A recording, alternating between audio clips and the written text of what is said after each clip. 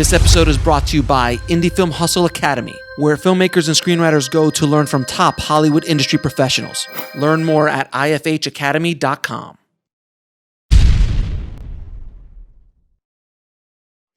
Yeah, I wanted to touch on Dark City before we get to iRobot. Oh, of course, yeah. Because you forgot about that little movie called Dark City. Yeah, that's right. Yeah.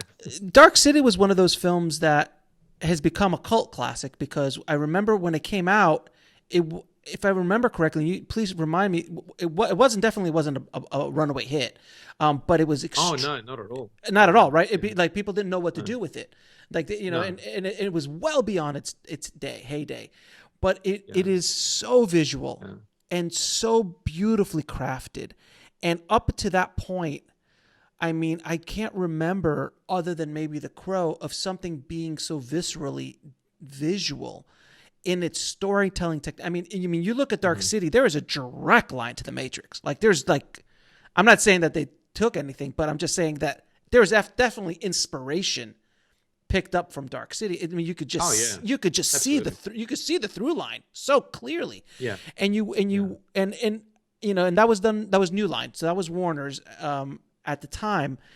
And how does like a movie like that obviously would never get greenlit today. The Crow would have a tough time getting greenlit today.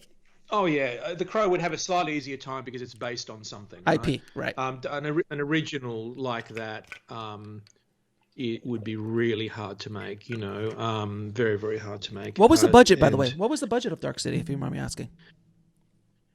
It was like 25 million or something at the time, which was even at the time was not much. It should have been probably at least 75 million. For what we were trying to do in the film.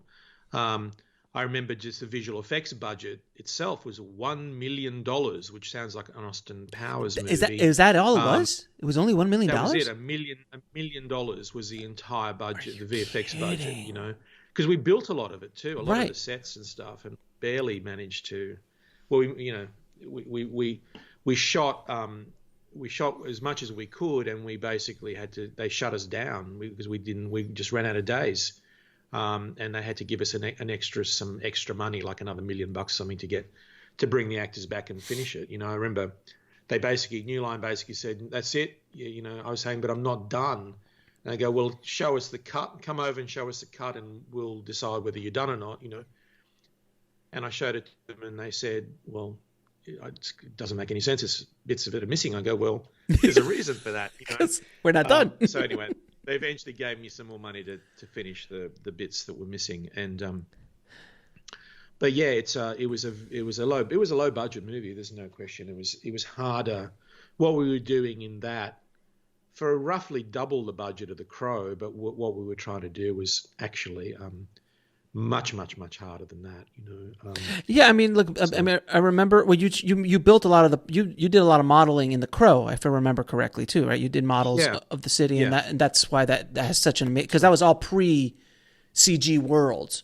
Really, I think Jurassic Park had just hit, so yeah, exactly. That whole world it was just starting to come up. So you did a lot of practice, and I know you did a lot of practicals on Dark City as well. Anyone listening who has not seen Dark City, do yourself a favor and watch it, because you'll see it and go, oh my God, there's so many movies that have taken from this. It's kind of like you watch The Matrix and they're like, oh, everyone's stolen from The Matrix. Like, oh, it seems passé, but The Matrix was leading one of those films that kind of just, blew the doors open on a lot of stuff. And so many people just took it. I mean, bullet time, Jesus Christ. Yeah. But, The Matrix didn't invent bullet time. Bullet time was invented on commercials. Right, on the Gap. And just to take a little bit away from The Matrix for a moment. And they have enough. Where I went terribly wrong in Dark Cities, I should have had some more kung fu in it. I think I would have been probably more successful. If you would have had more kung fu, absolutely. Yeah. So it's all related. Dark City was definitely an influence, though, as you rightly pointed out, it was a disaster at the box office. It was partly a disaster because it took us. They kept putting it off. The release originally was to be released maybe a year before it came out, and they went. They said, "Oh, there's this film called The Titanic coming out, and it looks like it's going to do okay. So I think originally we were going to open on the weekend, the opening weekend of the Titanic, you know, and then we went, let's put it off a couple of months, right? And then the Titanic came out, and of course we know about the Titanic, and it kept building and getting bigger and bigger and building, and they kept saying, oh, we'll put it off another couple of months again, you know, and eventually it ended up being like, as I say, I think it was 8 or 9 months later than the original release. Oh, wow. When the film was eventually released, you know, because they were just staying away from the Titanic. They had no idea how long they'd have to wait to stay away from the Titanic, you know. Yeah. So yeah, that was kind of amusing. But it's also, the film was not it was not really promoted very well because the studio themselves didn't really get it, you know. Sure. No one got it. No one got the film. You know, it was even like the trailer that came out was like I think it was a good trailer. I liked the trailer.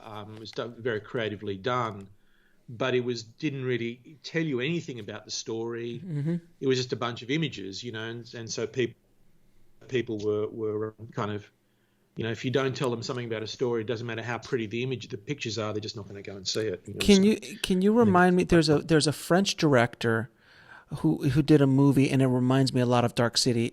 He eventually did Alien Resurrection.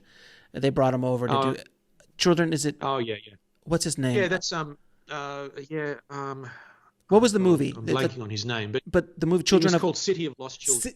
That was it. City of the Lost Children. I think such a beautiful film, absolutely gorgeous imagery. You know, and you know, came for Dark City, but Dark City was really conceptually very different. Oh, to completely. that film. You know, there's some visual similarities.